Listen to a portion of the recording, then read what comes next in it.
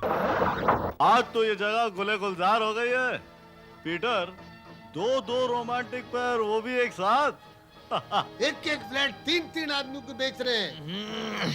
चुप करो, दीवारों के भी कान होते हैं, समझा? वैसे ब्रिज बिहारी, हम चाहते हैं कि स्टूडेंट्स के एडमिशन के लिए डोनेशन बढ़ा दी जाए। आपकी चाहत सर आंखों में सरकार। हमें अपने यहाँ स्कूल में एडमिशन देने के लिए ज्यादा डोनेशन लेना ही चाहिए। कि नए एक्सपेरिमेंट्स पर लाखों रुपया खर्च मत करो, नई नई दवाइयां इजाद मत करो, मगर तुमने हमारी एक न मानी। ओह अमर, अब मुझसे और नहीं चला जाता, प्लीज। नहीं सुनंदा, तुम्हें हिम्मत से काम लेना होगा। चलो आओ। डैडी, पढ़ाई के बाद वो किसी जॉब या बिजनेस को अपना करियर तो बनाएगा। तो क्यों ना हमारे साथ ही आ जाए वो। भाई ये तो तुम लोगों ने उसके बारे में सोचा है ना, पर वो अपने करियर के बारे में क्या सोचता है इसका क्या पता। तो डैडी बात कर लीजिए ना उससे। ठीक है, मैं इस बारे में पहले अमर साहब से बात करूंगा। अच्छा रजत बेटे, भाई हम तुमसे बहुत नाराज हैं। तुम हमारी बहू को साथ में क्यों नहीं लेके आए? वो मम्मी, आप जानती हैं दीक्षा गृहस्थी में इतना व्यस्त हो गई कि अब घर के कामों से फुर्सत ही कहाँ मिलती है उसे। हाँ बेटे, मैं अच्छी तरह समझती हूँ गृहस्थी क्या होती है। घर गृहस्थी के कामों से फुर्सत ही नहीं मिलती है। और कभी फुर्सत थी तुझे? क्या करें, शादी के बाद औरत की जिंदगी में बदलाव तो आ ही जाता है। इस बदलाव में मजा भी तो है। इसीलिए कहती हूँ कि तू भी जल्दी से शादी कर ले। ना बाबा ना, ये मुसीबत मुझे इतनी जल्दी गले नहीं डालनी। शादी मुसीबत होती है? और नहीं तो क्या, आदमी की अपनी लाइफ तो रही नहीं जाती। ठीक है, कह ले जो कहना है, तेरी शादी के बाद तुझसे पूछूंगी। वैसे शुभम है बड़ा प्यारा और खूबसूरत लड़का। ऐसा प्यारा और खूबसूरत भी नहीं कि उसकी इतनी तारीफ की जाए। अच्छा, तो एक बात बता, तुझे वो पसंद कैसे आ गया? वो तो मैंने एहसान किया था उस बेचारे पर, वरना पूरे कॉलेज में यहाँ वहाँ भटक रहा था।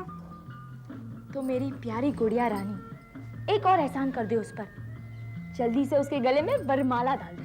ओफो, तुम फिर शादी की बात करने लगी। अच्छा बाबा अच्छा, नहीं करती शादी की बात, चल कोई और बात करते हैं। चलो। आज़म भी चाहिए और अमल भी सनातन, सिर्फ बातों से किस्मत बदलती नहीं। अरे सरकार समझ ले, तो हर काम हो ही गवा। ये काम खातिर हम 8-10 सपेरन के राजी करवाई लिए हैं। मगर इतना बड़ा काम इतने कम आदमियों से नहीं हो पाएगा। अरे काहे घबरावत हो सरकार, ये काम खातिर हम सपेरन के दूसर बस्ती में जाकर के भी लोगों को तैयार करवाए लिए हैं। हमारी कोशिश नहीं सनातन, हमारा काम होना चाहिए। हम तुम्हें पहले भी कह चुके हैं कि हमें सांपों का जहर और उनकी खाल भारी तादाद में चाहिए। अब सरकार क्या है कि लोग अपने धंधे को बढ़ाने के खातिर 4-6 सांप पकड़ तो लेते हैं, लेकिन कुछ नहीं सनातन। तुम अंदाजा नहीं लगा सकते कि हमारे साथ काम करने में उन लोगों को कितना रुपया मिलेगा। मेरा जनाब,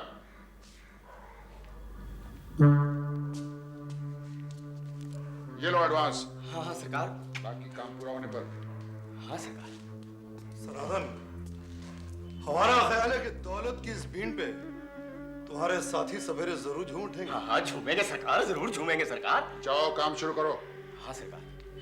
एक बात और सरकार, जौन जंगल में हम और हमारे साथी जाने वाले हैं ना सरकार, वहाँ के वो कड़क ऑफिसर का भी नाम मालूम कर लिए हैं। क्या है नाम उसका? उसका नाम है सरकार अवधेश कुमार झा। अच्छा तुम जाओ।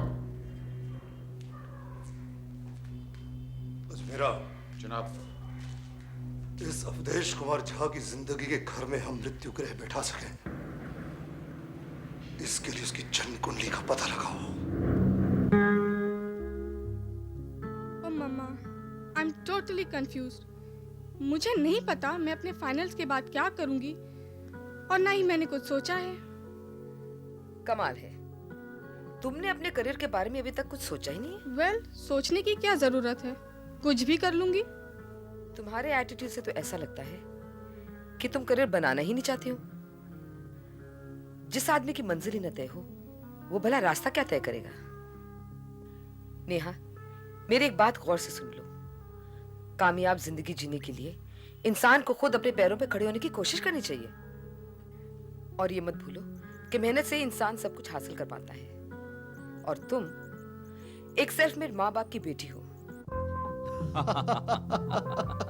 वाह कार्तिक साहब। भाई चंद्रा साहब, हमारे कुछ दोस्त आपकी टाउनशिप में रो हाउसेस खरीदना चाहते हैं। मेरी टाउनशिप?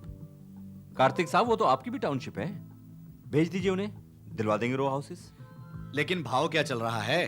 भाई आपके फ्रेंड्स हमारे भी तो फ्रेंड्स हुए ना, उनसे मोल भाव क्या करना, कॉस्ट टू कॉस्ट दे देंगे। ठीक है, 2-4 दिनों में भिजवाता हूँ। हाँ हाँ श्योर, एनी टाइम। बस बेटा जीते रहो। अंकल आंटी नहीं आई? नहीं बेटा, वो थोड़ा बिजी थी। और नेहा? नेहा तो अपने एग्जाम्स की तैयारी में लगी हुई है। बड़ी पढ़ाकू लड़की हो गई है। हाँ बस बेटा आजकल। डैडी कुछ और लाऊं? अरे बेटा अंकल से पूछो। नहीं नहीं बेटा, इतना सब कुछ तो रखा खाने के लिए, तुम आराम करो। हाँ जी। 2-4 दिनों में भिजवाता हूँ। हाँ हाँ श्योर, एनी टाइम। बस बेटा जीते रहो।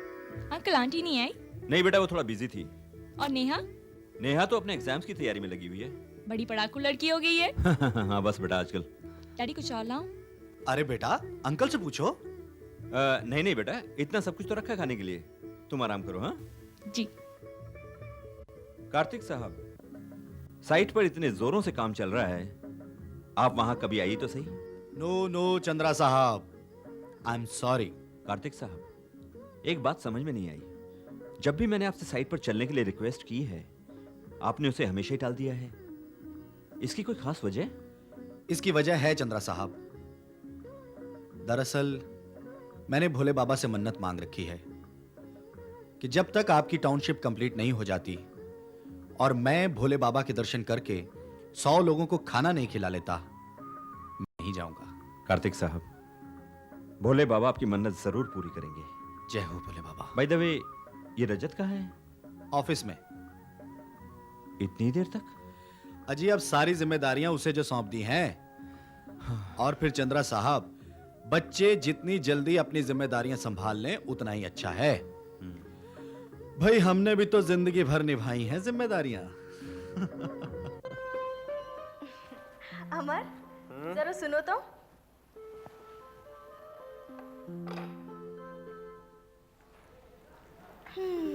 कहा? लो, कुसुम ने मुझ पे नई जिम्मेदारी डाल दी है। कुसुम?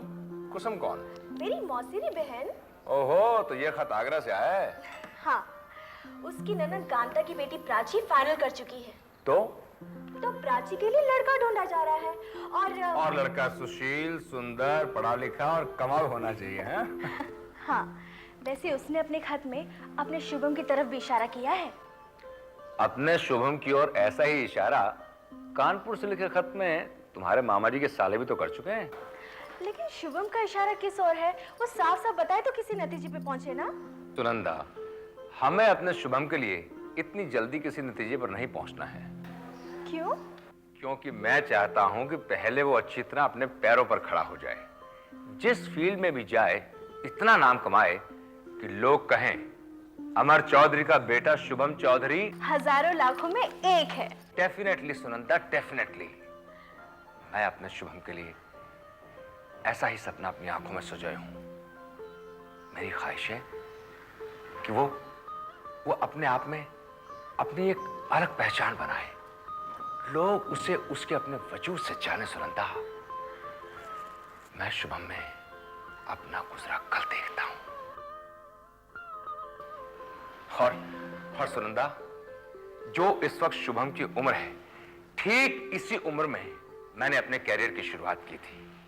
और मैं चाहता हूं कि शुभम हर चीज से अपना ध्यान हटाकर जिंदगी में कुछ बनने के लिए प्रोग्रेस करे। प्रोग्रेस। देखिए साहब जी, जैसे जैसे काम की प्रोग्रेस होती जाएगी वैसे वैसे आपको अपने मकान की इंस्टॉलमेंट तो भरनी पड़ेगी जी, हैं जी। और रही बात आपके दुकान की, है तो आप 1-2 दुकान खरीदने की बात कर रहे थे, उसमें मजे वाली बात नहीं है। कम से कम 5-6 दुकान खरीद लीजिए, बाद में रहेंगे, बता रहा हूँ। अच्छा जी।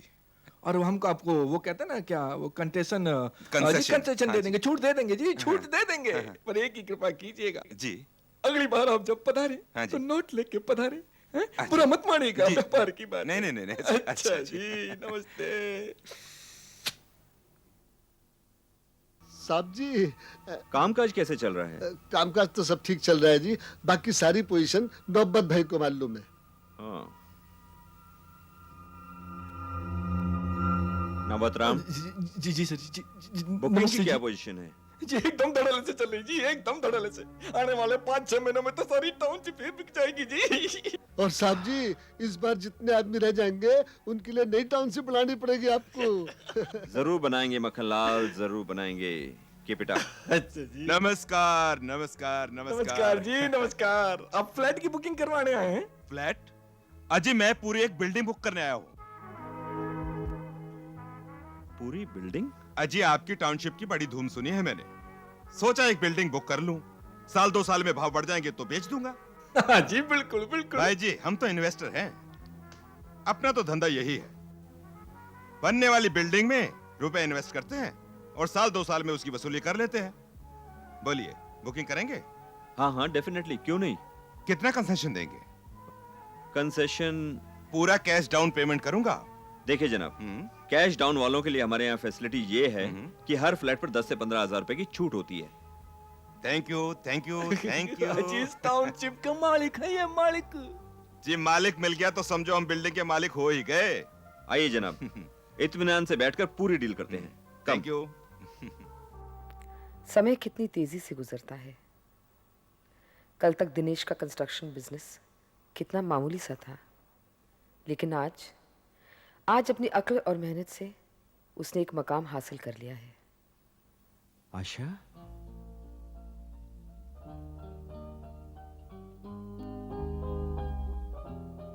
क्या सोच रही हो? तुम्हारे बारे में और तुम्हारे सपनों के बारे में जो बहुत जल्दी पूरे होने वाले हैं। आशा, जैसे जैसे हमारे प्रोजेक्ट की प्रोग्रेस हो रही है वैसे वैसे लोगों में इसका क्रेज भी बढ़ता जा रहा है, और मुझे तो पहले से यकीन था कि ये सौदा हमारे फायदे का ही होगा। ये सब किस्मत की बातें हैं दिनेश। सच है। अब देखो ना, कहां मैं उस नागपाल से किसी और सिलसिले में मिलने गया था, और कहां उसने मुझे 50% पार्टनरशिप का ऑफर भी दे दिया, और कहां अब मैं पूरे टाउनशिप के अकेले मालिक बन गए हो। हाँ, अकेला मैं नहीं, साथ में तुम भी। आशा, पति की सफलता का राज पत्नी की किस्मत होती है। दिनेश, मैं इस कामयाबी से बहुत खुश हूँ। रियली? अपनी दोस्ती जिंदाबाद।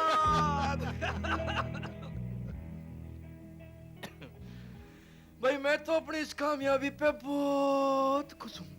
अरे भैया, मैं भी अपनी सारी खुशी इस एक पैग में घोल के पी जाता हूँ। पिज्जा पिज्जा मक्खन पिज्जा, कहा तो दिन रात आंसू पिया करता था। कुत्ते के दिन बदलते हैं तो इसके दिन भी बदल गए हैं।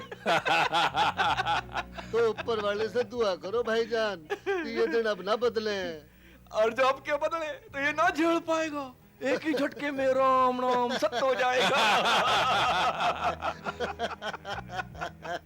अरे अब तो तुम लोग मरने की बातें मत करो भैया, हैं? रोज चांदी काट रहे हो, फिर भी तुम लोग ऐसी मनहूस बातें करने से बाज नहीं आते। खूब मियां, ये तो इनकी चुगलबाजी का स्टाइल है, वरना इस खुशहाली के आलम में कौन मरना चाहेगा मियां? अरे भैया, जब से तुम लोग उस टाउनशिप के होलसेल, मेरा मतलब है सोल एजेंट हो गए हो, हैं? तुम्हारे तो पौबारा हो गए हैं जी। इसी वास्ते तो अपने सर जी को दिन रात दुआ देते हैं। दिन रात दुआ देते हैं। अरे देते रहो तो मजे भी चलते रहेंगे। Welcome mister Chandra, welcome. Thank you sir. Nagpal के गरीब खाने पर तुम्हारा स्वागत है। सर, अगर ये गरीब खाना है तो फिर आप मेरे झोपड़े को क्या कहेंगे? तुम्हारा वो झोपड़ा महल बन जाएगा और उसकी हर ईंट सोने की होगी, और हुजूर उसकी दीवारों पर हीरे मोतियों का रंग रोगन होगा। ये सब तो आप लोगों की बदौलत है। अगर नागपाल साहब मुझ पर मेहरबानी ना करते तो। ना दोस्त, हमारी मोहब्बत को मेहरबानी ना कहो। आपकी इसी मोहब्बत के लिए ये छोटा सा नजराना पेश है।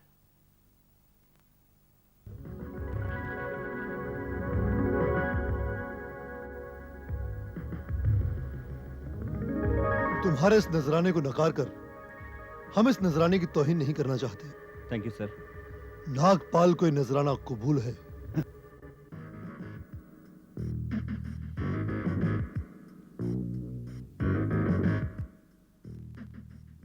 Good evening mister Ajmera. आओ मिस्टर मैथ्यू, हम तुम्हारा ही इंतजार कर रहे थे। हाँ, मिस्टर नागपाल कहाँ हैं? वो सुबह की फ्लाइट से इटली गए हैं और पीछे मेरे लिए कुछ जिम्मेदारी छोड़ गए हैं। No problem sir, in his absence you are my boss. Mister Matthew, इन बैग्स में ब्राउन शुगर है। हिंदुस्तानी मार्केट में 1.5 करोड़ में बिकने वाला ये माल जनाब ने ब्लैक में 10 करोड़ में लिया है। सर, इंटरनेशनल मार्केट में इस माल की कीमत 30 करोड़ है। 30 करोड़। आई नो, इसलिए इसे इंटरनेशनल मार्केट में ही भेजना है। आप इस माल को कब भेजना चाहेंगे? जनाब के हुक्म के मुताबिक इसे जल्द से जल्द भेजना है, लेकिन सोचना यह है कि नारकोटिक सेल की नजर से बचाकर ये 10 करोड़ का माल बाहर कैसे भेजा जाए।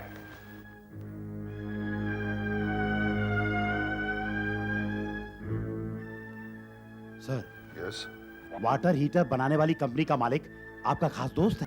पूरा माल पानी के जहाज से बाहर भेजा जाता है और उसके लिए वो कंटेनर इस्तेमाल करता है।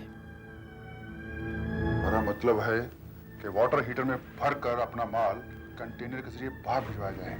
You are right sir. इतना कीमती माल सीक्रेटली इसी तरह से भेजा जा सकता है। ओह, आई सी, आई गॉट यू। तुम उस फर्म के मालिक से बात कर लो।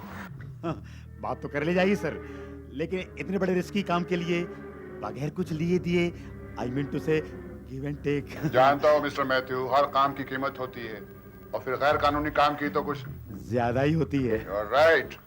तुम उस आदमी से बात कर लो, जितनी कीमत वो चाहेगा अदा कर दी जाएगी। राइट सर, मैं चलता हूँ। यस।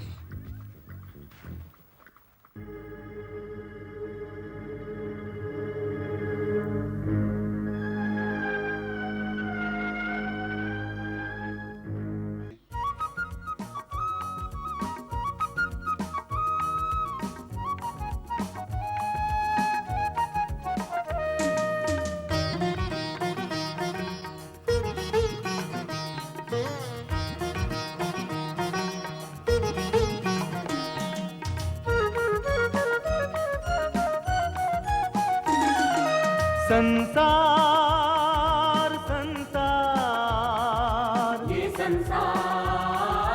ये संसार चैन की बंसी कहीं बजाए गम की छेड़े सितार। संसार संसार ये संसार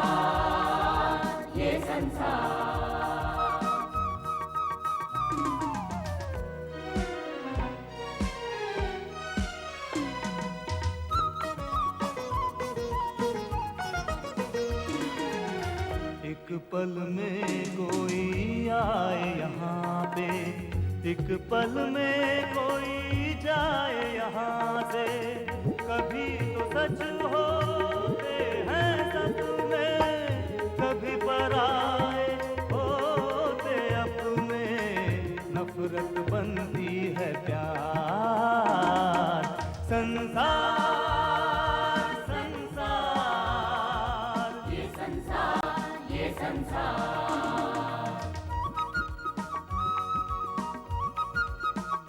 संसार